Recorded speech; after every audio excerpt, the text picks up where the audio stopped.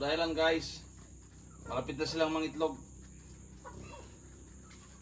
Totally, itong isa na ito na yung itlog na eh. Ito yung paasawa ko guys.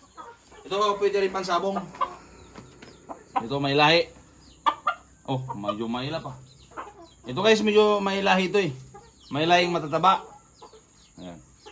Ayan, pwede yung pansabong. Partner nyo rin sa kasi laki niya. Panalo ka rito guys. Ayan.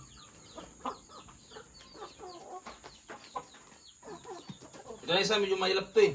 Parawakan to eh. Ito na isa si Bulik. Ito isa guys si Bulik. Ayan, ang ganda niya. Ayan. Busog na. Tama na.